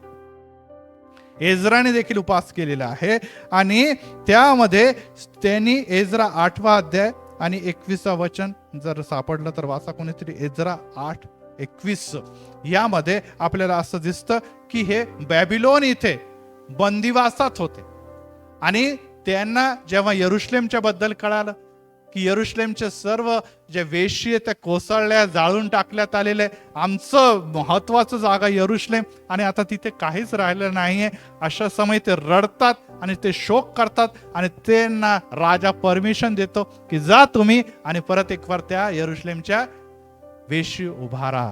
तेव्हा एज्रा 8:21 मध्ये एज्रा काय डिक्लेअर करतो? मी अहवा नदीच्या तीरी उपवास करण्याचे जाहीर केले आणि त्याच्याच का? आम्ही देवासमोर नम्र व्हावे, आम्ही त्याच्यासमोर दीन व्हावे. हे फार महत्वाचं आहे, कारण की यहुदी लोक आज देखील जगामध्ये सगळ्यात जास्त चढलेले लोक आहे. सगळ्यात जास्त ज्यांना इगो म्हणतात, हे त्यांच्या ॲटिट्यूड म्हणतो, ह्या गोष्टी त्यांच्यामध्ये आज देखील भरलेल्या आहे. अशा समय एज्राला कळलेलं आहे की आम्हाला देवाच्या समोर नम्र होण्यासाठी उपवास हे जाहीर करून काय करावं लागेल? लिहिणं दाखवावं लागेल. तेव्हा आम्हासाठी आणि आमच्या मुलाबाळांसाठी, आमचे जे सर्व धन आमच्याकडे भरपूर आहे त्याच्यासाठी सुरक्षिततेचा मार्ग प्राप्त व्हावा. यस प्रियांनो, आज देखील जरी आपण भारतामध्ये राहणारे ख्रिस्ती लोक एवढे पैशाने समृद्ध नाही, परंतु जगात ते ओव्हरऑल जर अभ्यास केला तर सगळ्यात श्रीमंत लोक कोण आहे हे सांगण्याची गरज नाही. सगळ्यात जास्त लोक कोण आहे हे देखील सांगण्याची गरज नाही. श्रीमंत मध्ये, पैशामध्ये, धनामध्ये ख्रिस्ती लोकांचा हात जवळपास पण कोणी नाही. ही बाब सांगायची गरज नाही. परंतु या सर्व गोष्टी ज्या आहे त्याद्वारे देव तुम्हाला आणि मला स्वर्गात घेऊन जाणार नाही, परंतु जे आहे ते सुरक्षित ठेवण्यासाठी काय करायला पाहिजे? त्याच्यासाठी उपवास प्रार्थना करणं गरजेचं. आपली खरी श्रीमंती आपली धार्मिकता आहे. Praise the Lord. पैसा नाही, धन नाही. आम्ही एवढे हे काय केलं ना, आम्ही एवढे इन्व्हेशन केले ना, आम्ही एवढे आविष्कार केले ना, आम्ही हे आमची बुद्धिमान, आमची एवढं, ते सगळ्या काही गोष्टीपेक्षा महत्वाची ही बाब आहे की आम्ही देवाचे लोक आहोत, म्हणून देवाने आम्हाला आशीर्वाद दिलेला आहे. Praise the Lord. आमचा देव जिवंत आहे आणि तो आमच्या प्रार्थना ऐकतो आणि देव म्हणतो मी तुला उच्च स्थळी प्रस्थापित करेन. Praise the Lord. जग बघत राहणार आहे की जे विश्वासणार जीवन देवाची प्रजा आहे त्यांना मी कुठेच्या कुठे घेऊन जातो आणि त्यामुळे आम्हाला उपवास आणि प्रार्थनेची गरज आहे. आणि हे एज्राच्या बद्दल लिहिलेलं आहे. त्यानंतर आपण दानिएलच्या उपवासाकडे जेव्हा बघतो तेव्हा दानिएलच्या अध्यायामध्ये आपल्याला दिसतं की दानिएल दिवसातून किती वेळेस प्रार्थना करत असे? 3 वेळेस प्रार्थना करत असे. आणि खिडकी कुठे उघडत असेल? तो यरुशलेमाकडे. कारण की त्यांची ती इच्छाच होती की यरुशलेम मधून, आज देखील त्यांचं की यरुशलेम हा देवाचं नगर आहे आणि तिथे देव होता आणि परत एकदा येणार आहे. आणि आपल्याला देखील माहिती आहे की सियोन देश रहते हम परदेश जाएंगे अपने देश, आणि त्याचं दुसरं नाव काय? नवीन यरुशलेम. Praise the lord. तिथे आपली वस्ती होणार आहे आणि त्यामुळे आज आपलं सर्वांचं लक्ष देखील तिथेच आहे, यरुशलेम मध्ये. जाएंगे अपने देश म्हणजे तिथेच आम्हाला जायसाठी आपण ही सगळी तयारी करत असताना जेव्हा दानिएल आहे तो पापांची क्षमा मागण्यासाठी प्रार्थना करतो. योनाच्या बद्दल देखील आपण बघितलं तर माशाच्या पोटामध्ये, आणि योना जेव्हा बाहेर आला तेव्हा काय केलेलं आहे? त्या राजाने काय केलेलं आहे? उपवास केलेला आहे. त्यानेच नव्हे तर प्राण्यांनी देखील उपवास केलेला आपल्याला असं वाचायला मिळतं. आणि यावरून आपल्याला ही गोष्ट कळते की त्यामुळे देवाचा क्रोध आणि देवाचा कोप तो त्यांच्यावर येणार होता, त्यांच्यापासून त्याचा बचाव झालेला आहे. Praise the Lord. यस प्रियांनो, आज तुमच्या घरावर, आमच्या घरावर, आमच्या परिस्थिती, आमच्या सर्व लोकांवर, समाजावर जर क्रोध आहे आणि त्या क्रोधाला आपल्याला घालवायचं आहे, आपल्यावर निश्चितच पुरातन शाप असेल, वाडवडिलांचे शाप असतील, आपल्या काही चुका असतील, त्यामुळे आपल्याला असं दिसतं की देवाचा क्रोध आमच्यावर उतरू नये. तर क्रोध उतरण्यासाठी एकच आहे की तुम्ही लीन व्हा, तुम्ही दीन व्हा, तुम्ही प्रायश्चित हृदयासह उपवास करा. देव येशू हे म्हणतो की मी तुमचे सर्व अपराध, शाप, क्रोध वधस्तंभावर वाहिलेले आहे. Praise the Lord. हा विश्वास आणि याचा लाभ तुम्हाला आणि मला मिळणार आहे. आणि यासाठी आपण योनाकडे गेलं, आपण दानियालाकडे गेलं, तर आपल्याला एकच गोष्ट दिसते की त्यांची ताकद देखील काय होती, उपवास आणि आशीर्वादाचा काय आशीर्वाद मिळण्याचे सबब देखील होतं की त्यांनी उपवासाबरोबर काय केलं. काही लोक नुसतं उपवास केलं आणि उपवासाबरोबर काय केलं त्या गोष्टी बघत नाही. उपवास केला, हे नुसतं उपवास नाही, त्याबरोबर पण ते काहीतरी कृती करत होते. आणि ज्याला लीनता, नम्रता आणि कदाचित ते दैहिकरित्या काहीतरी कृती करत असतील. कारण की आपण देखील म्हणतो योनामध्ये त्या राजाने काय केलेलं आहे, तो सिंहासनावर उठला आणि काय केला, धुळीत बसलेला. योबाकडे देखील आपण बघितलं, धुळीत बसलेलं. या सर्व गोष्टी आपल्याला दिसतात की याबरोबर कृती देखील महत्वाची आहे. परंतु आम्हाला तसे धुळबिळ करत खेळ करायचं नाही. आपल्याला काय, मी धूळ आणि मी माती आहे. तू माती आहे आणि मातीला जाऊन मिळशील. तुझ्यामध्ये काय पात्रता, योग्यता आहे आणि खरोखर आपण ते आहोत. परंतु प्रियांनो, ती धूळ आणि माती म्हणून पण किती आपण घमेंड बाळगतो, किती ॲटिट्यूड आहे आपल्यामध्ये, किती की मी माझ्यासारखा कोणी नाहीये. देव आपल्याकडे बघून हसतो की तू कशाचा अभिमान बाळगतो. उद्या जर तुला बोलावणं आलं तर 2 आठवड्यामध्ये कुठेच तू दिसणार नाही. हे तुझी अवस्था आहे आणि तू कशाचा अभिमान बाळगतो. माझ्याकडे हे आणि माझ्याकडे ते आणि माझ्याकडे अमकं आहे आणि आमच्याकडे ढमकं आहे.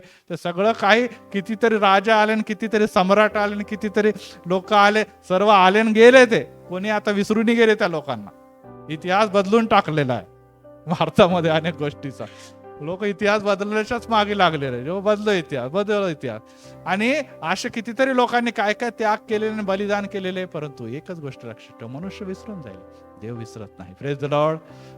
तुम्ही जर देवाच्या योजनेरूप, देवासाठी, देवाच्या इच्छेनो, देवाच्या गौरवासाठी जर कार्य करणार, देव म्हणतो मी ते लिहून ठेवलेलं आहे. Praise the Lord. आणि ह्यामुळे आपण जेव्हा योना आणि दानिएलकडे जातो, त्याचप्रमाणे आपल्याला हे देखील दिसतं की दानिएलने जेव्हा उपवास केलेला आहे, प्रार्थना केलेली आहे, त्यांनी त्याच्याकडे लक्ष दिलेलं आहे, तर देवाने त्याला प्रगटीकरण पण दिलेलं आहे. Praise the Lord. आणि या दिवसामध्ये तुमची आणि माझी हीच इच्छा आहे की देवाने माझ्याबरोबर बोलावे, देवाने मला काहीतरी दाखवावे, देवाने मला आत्म्याच्या कृपादानाने भरावे. आणि ही जर तुमची आणि माझी अपेक्षा आहे की नुसतं मी प्रार्थना करणारा, मी नुसतं बायबल वाचणारा एवढंच नव्हे, तर मला आत्म्याचे कृपादान ज्याच्याबद्दल असं लिहिले की शेवटल्या काळामध्ये मी मानव मात्रावर आत्म्याचा वर्षाव करेन, वृद्धास स्वप्न पडतील. यस, हे देवाचा आत्म्याचं कृपादान आहे, स्वप्न पडत आहे. तरुण मुलं आणि मुले यांना दृष्टांत आहे. आणि त्याचप्रमाणे मुलं आणि मुले संदेश देतील. इतकंच नव्हे तर दासींवर पण मी आत्म्यांचा वर्षाव करीन. हे देवाने दिलेलं प्रॉमिस आहे, देवाने ऑलरेडी दिलेलं आहे. परंतु त्यासाठी आपण पात्र आहो म्हणून नव्हे, आम्ही लायक आहो म्हणून नव्हे, तर देवाने आम्हावर कृपा करावी यासाठी जेव्हा उपवास आणि प्रार्थनेसह आपण देवाकडे मागतो, देव म्हणतो सगळ्यात पहिले तुम्ही आत्मिक दानाची इच्छा बाळगा. संत पौल म्हणतो पैशाची नको, जगाची नको, आत्मिक दानांची अपेक्षा बाळगा. आणि आत्मिक दानांसाठी आपल्याला काय करावं लागेल, देवाच्या समोर लीन आणि नम्र व्हायला. दानिएल ज्या प्रकारे लीन आणि नम्र झाला, देवाने त्यांना प्रगटीकरणापर्यंतच्या सगळ्या गोष्टी दाखवलेल्या आहे. आणि आज आपल्याला तीच गोष्ट दिसत आहे.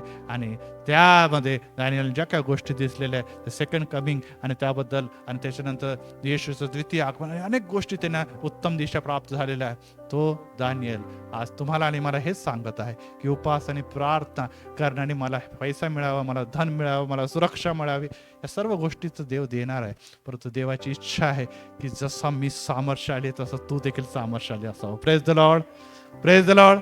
मी तुझा मालक आहे, मी तुझ्या हृदयात वस्ती करतो, मी तुझ्या जीवनाचा पाठीराखा. एवढंच नव्हे तर मी तुला चालवतो. तर तू असा लेचा पेचा कसा काय धार्मिक आहे, तू सामर्थ्यशाली धार्मिक असायला पाहिजे. आणि हे देवाला आवडतं. Praise the Lord. याद्वारे आमचा गौरव नव्हे तर कोणाचा गौरव असायला पाहिजे, देवाचा गौरवासाठी तर हे कृपादान त्यांनी दिले. आणि हे कृपादानाचा अर्थच आहे की देवाने कृपा केलेली म्हणून तुम्हाला प्राप्त होते. तुम्ही फार उपवास आणि प्रार्थना करता म्हणून नव्हे. आणि देवाची इच्छा आहे की त्या तुम्ही वाढावा. आणि या करता ह्या उपवास करत असताना हे वेळ त्याचप्रमाणे मत्तेकृत शुभवर्तमान 17वा अध्याय आणि यामध्ये आपण आहोत. आणि त्यामध्ये 21व्या वचनामध्ये परत एक वार उपवासाच्या बद्दल शिष्यांनी तेव्हा विचारलं, तेव्हा काय 17-21 मध्ये काय लिहिलेलं आहे?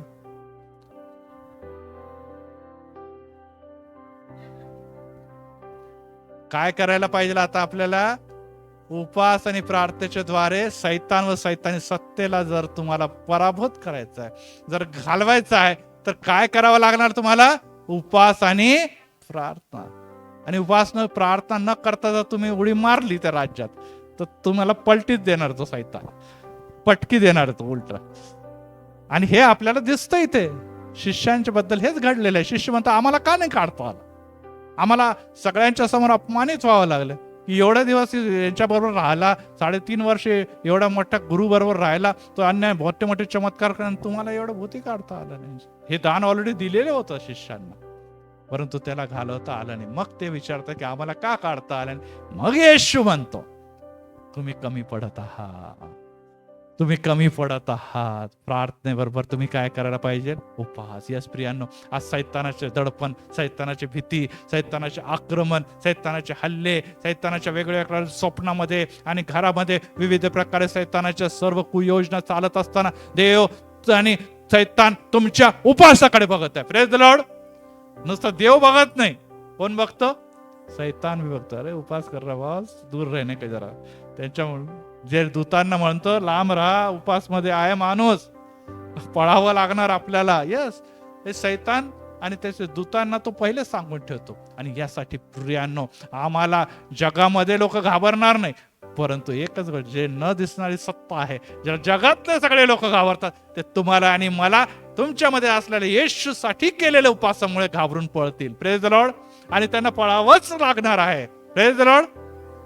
आणि यासाठी प्रियांनो, आज परत एक वार आपण गांभीर्याने विचार करायला पाहिजे की येशूने निश्चितच म्हटलं जोपर्यंत वर आहे तेव्हा उपवास करण्याची गरज नाही, परंतु आता वर गेल्यानंतर शिष्य निश्चितच उपवास करतील आणि ते करत आहे आणि आम्हाला देखील करायचं आहे. आणि हे उपवास करत असताना निश्चितच येशू म्हणतो की तो उपवास ढोंगी उपवास असता कामा नाही, तो लबाड उपवास असता कामा नाही. कारण की असे उपवास करून काय झालेलं आहे? असे उपवास करून तुम्हाला काही देखील प्राप्त होणार नाही. आणि हे उपवास करण्याच्या मागे एकच महत्वाची गोष्ट आहे की देव नुसतं तुमच्या मागण्या पूर्ण कराव्या. काही जण असं म्हणतात, बाई मी माझ्या मुलासाठी मोठा केव्हा होईल, चांगला त्याला शिका, त्यासाठी उपवास करतो. चांगली गोष्ट आहे, आपल्या मुलांसाठी उपवास करण्याची गरज आहे. गुरुवारी आपण संदेश ऐकणारच आहोत त्याबद्दल. आणि आपल्या मुलांसाठी आपण काय करणार आहोत यावर गुरुवारी आपण संदेश ऐकणार आहोत. आपल्याला काय ताकद देव देते आणि कशा प्रकारे आपल्या लहान लेकरांना, तरुण मुलांना विशेष करून, तरुण मुलांना जर पुढे वाढताना बघायचंय तर एक माता आणि एक पित्याला काय करायला पाहिजे हे गुरुवारी आपण बघणार आहोत. सॉरी, उद्याचा शुक्रवार आहे आणि परत रविवारी पण बघणार आहोत. हे 2 संदेश लक्षात ठेवा, त्यावर मी देणार आहे. हसो, आज प्रियांनो, तुम्हाला आणि मला, नुसते तुम्हाला आणि मला आणि देवाला देखील गरज आहे. Praise the Lord. देव वाट बघतोय की हा केव्हा लीनते आणि नम्रतेचा उपवास करेल आणि मग मी त्याला आशीर्वाद देईन. Praise the lord. मी याला सामर्थ्य देईन, मी त्याला विजय करेन. आणि या सर्व गोष्टीकडे आपण कशा प्रकारे बघतो? परुषी सारखा तर बघत नाही ना, ढोंगी प्राणी तर बघत नाही ना. आणि आपण सगळीकडे पब्लिसिटी करतो, माझा उपवास आहे, माझा उपवास आहे, माझा उपवास आहे, परंतु आपण प्रार्थनाच करत नाही, आपण बायबलच वाटत नाही, आपण एकांतामध्ये जातच नाही, आपण बंद खोलीमध्ये देवाच्याकडे काही मागतच नाही, आपण आपली लीनता आणि नम्रता देवाला दर्शवतच नाही, तर मग तुम्हाला आणि मला जे अपेक्षित गोष्टी ते मिळू शकणार नाही. आणि आपल्या प्रत्येकाला अनेक गोष्टींची गरज आहे. इथे कोणी बसलेला, तुमच्यापैकी माझ्यापैकी असा कोणीही व्यक्ती नाही ज्याला सगळंच काय मिळालेलं नाही तो एकदम खुश आहे. नाही, प्रत्येकाला कोणत्या ना कोणत्या गोष्टीची गरज आहे आणि प्रत्येक गोष्टीचा पुरवठा आमचा देवच आम्हाला करणार आहे. Praise the lord. Praise the lord.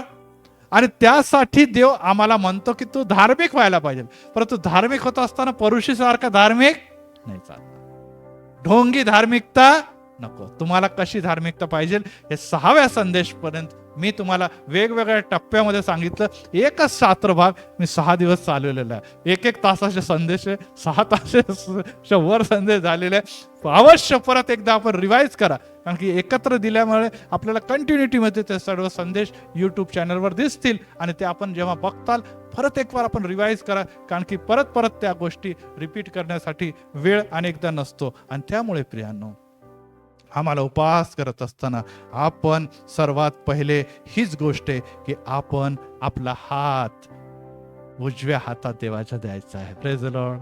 प्रभू मी पडत आहे, प्रभू मी कोसळलेला आहे, प्रभू परिस्थिती गंभीर आहे, प्रभू मला कळत नाही कुठे जायचं, प्रभू माझे सर्व काही मनोरथ माझी इच्छा धुळीस मिळालेली आहे, आता कुठेच मला काही दिसत नाही. देवा मी तुझा उपवास करत आहे, माझ्याकडे तू आपला हात कर. देव कोणता हात देईल तुम्हाला? धार्मिकतेचा उजवा हात देऊन तुम्हाला उतरवल. Praise the Lord. ह्याच्यामध्ये सर्वात धार्मिकतेचा उजवा हात आहे, म्हणजे पहिले उचललेलं तर काय मिळेल तुम्हाला? धार्मिकता, मग बाकीच्या गोष्टी मिळतील. Praise the Lord. आपण म्हणतो प्रभू जरा धार्मिक तर बाजूला ठेवायला, धार्मिक झालं, लय बोंबाबोंब झाले, धार्मिक आहे.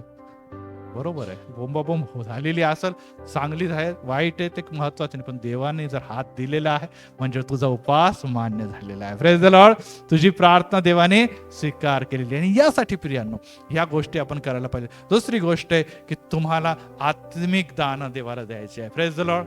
कारण की तुमचं आणि माझं सामर्थ्य जगात मध्ये नाहीये, पैशामध्ये, धनामध्ये, पदामध्ये, नावामध्ये. यापेक्षा तुम्हाला देवाची ही इच्छा आहे की तुझ्या आणि माझ्यामध्ये धार्मिकता, ज्यामध्ये देवाचे सामर्थ्यशाली कृपादानाने भरलेला, विशेष करून आत्म्याच्या फळाने भरलेला व्यक्ती दिसावं.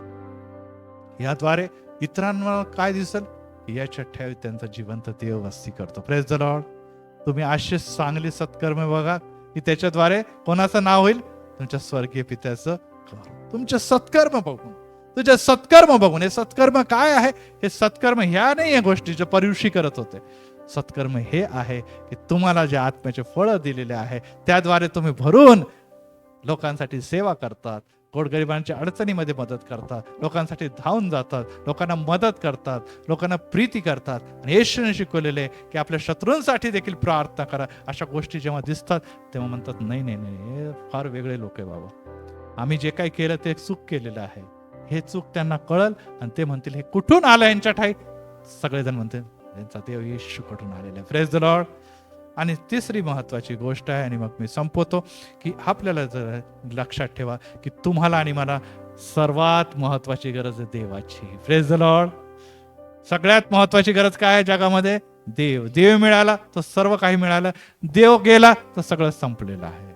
आणि जर देव तुम्हाला आणि मला पाहिजे तर 3 गोष्टी जे आता आपण बघितलेल्या आहे की काय करायला, कोणत्या 3 गोष्टी सांगितलेल्या आहे? प्रार्थना. नंबर 2 उपवास आणि देणे, दानार्पण. या 3 गोष्टी करायच्या. दानाच्या बद्दल नुसतं पैसा नव्हे तर देवाला समयाचं देखील दशमांश आहे. आम्ही इतका पैसा दिला, तितका पैसा दिला. देव काय भिकारी नाही, त्याला काही पैशाची गरज नाही. देवाला तुम्ही काय विकत देणार आहे? हो, देवाला हवं आहे की प्रत्येकाने काय करा, समयाचं दान द्यावं. परंतु परुषी काय म्हणायचं? कोथंबीर मधून पण 10 व्हायचा, बडीशोप मधून पण 10 व्हायचा. हे आपलं कॅल्क्युलेशनच त्यांचं चालू राहायचं. कॅल्क्युलेटर, मी इतकं दिलेलं, किती एवढं आणलंय का, डी मार्ट मधून चला एवढा हिस्सा मध्ये देता. आणि ह्या गोष्टीमध्ये ते लागलेले होते. आणि यामुळे ही बाब ते कुठेतरी त्यांना विसर पडली. तो उपवास, प्रार्थना आणि दानार्पण या 3 गोष्टी जेव्हा पुरुषींमध्ये येशूला निश्चितच दिसल्या नाही, तर देवाला त्या दिसल्या नाही, तेव्हा त्यांनी म्हटलं की अरे ढोंग्या. आता ते मी मागच्या 7 वेळेस आहे ना, ते सगळं आपण काढलेलंच होतं. 7 वेळेस ते म्हटलं, 3 वेळेस ते म्हटलं, त्याकडे मी जात नाही. परंतु येशूने त्यांना ढोंग्या म्हटलेलं आहे. आणि त्याचं प्रतिफळ तू भोगणार आहे.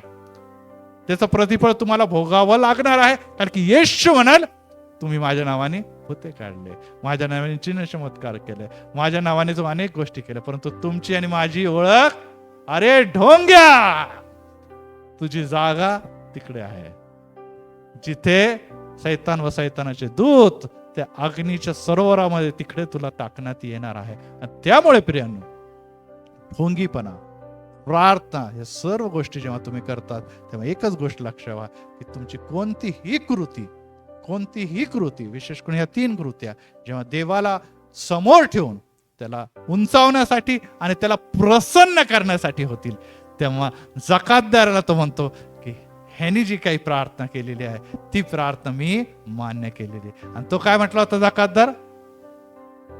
मज पाप्यावर दया कर. परंतु मला वाटतं मरेपर्यंत त्याने ती प्रार्थना केली नसेल. एकदा देवाने त्याला स्वीकार केला, त्याची प्रार्थना आणखीन वाढत गेली असेल, तो प्रार्थनेत आणखीन वाढत गेला असेल. कारण की आपल्याला दिसतं मत्तय देखील जकातदार होता, परंतु आज मत्तयाने आपल्याला एक शुभवर्तमान दिलेलं आहे. Praise the Lord.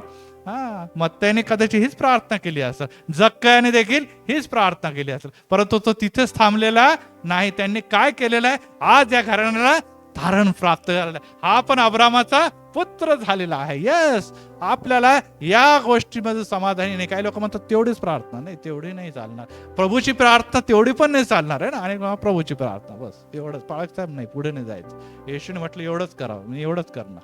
हो प्रियांनो, ह्यामध्ये देखील नाही आपल्याला निरंतर पुढे वाढायचं. आणि पुढे चालत असताना अति धार्मिकता करू नका. लोकांना प्रभावित करण्यासाठी, लोकांकडून मान सन्मान मिळवण्यासाठी तुम्हाला कदाचित मिळेल देखील, अवॉर्ड बक्षीस मिळतील, परंतु जात असताना या जगामध्ये तुमच्या अंगावर कपडे देखील नसतील.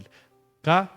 कारण ते सगळे खालीच जातात निघून. कधी कधी मी जातो कबरेमध्ये, कोटाचे कपडे, खिसे, बाया हे सगळे सापडतात. का? साड्यांचे तुकडे, वेगवेगळ्या प्रकारचे ते. कारण की आई वडील पहिले पुरलेले कबरेमध्ये चांगले चांगले कपडे घालून राहतो. मी सांगितलं मागच्या तर वेळेस तर राखीच घालत होतो, तर राखी, रक्षाबंधन. अरे काय यार, मेलेला तिथं रक्षाबंधन तुम्ही करताय. काय आता भैया मेरे, अरे तो का भैया गेला, आता तो भैया काय रक्षण करणार तुझं? मेला तो बाबा. आता जिवंत माणसाला बांधायला राखायचं, बांधायचं म्हणजे काय, तो भूत बनून हसू येत होतं, भूतबीत बनून येणार आहे म्हणून त्याच्या ऑलरेडी प्लॅनिंग करून ठेवलं का काय? असो, सॉरी, कोणाला हर्ट नाही करायचं मला. परंतु एकच गोष्ट लक्षात ठेवा, नश्वर गोष्टी ह्या मातीला मिळणार, परंतु शाश्वत गोष्टी उपासामुळे मिळणार. प्रार्थना करूया. प्रभू, आम्ही तुला धन्यवाद देतो, तुझी स्तुती करतो. आणि की आम्हाला पित्या या गोष्टीची जाणीव आहे की आम्ही कोणी देखील नाही, आम्ही माती आहो, मातीलाच जाऊन मिळणार.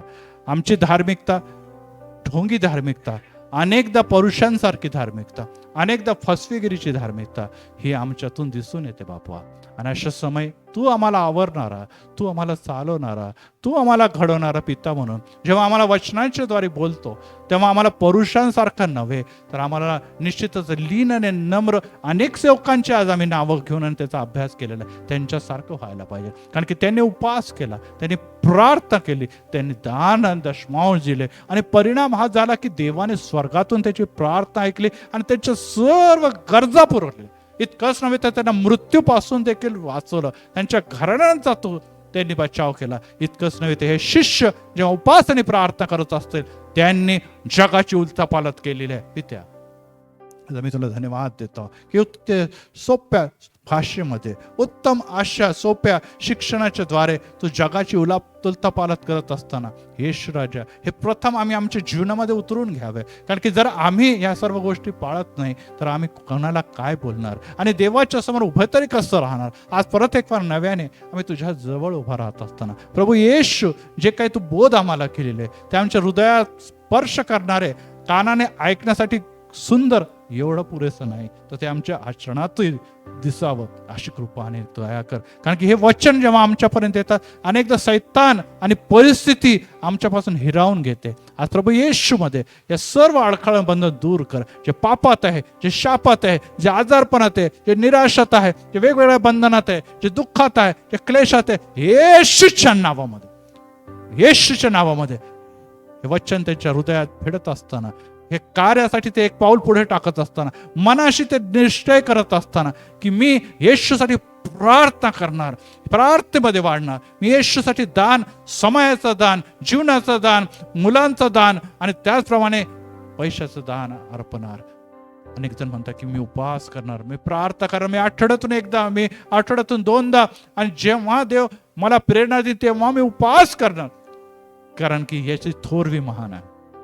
प्रभूमध्ये या सर्व सुंदर वचनाबद्दल आभार मानतो. त्यानं चालण्याकरता मला बळ दे, ताकद दे, आणि जे लोकांनी ऐकलेलं आहे त्यांचे सर्व गोष्टी पित्या आज तू ऐकत बघत असताना त्यांना हे सुंदर विचार, हे सुंदर धार्मिकतेमध्ये वाढणारे प्रयत्न त्यांच्या जीवनात उतरू दे आणि त्याच्याद्वारे तुझा गौरव करू. येशूच्या नावात आमेन आमेन. यावेळेस आपण एक गीत गाऊया.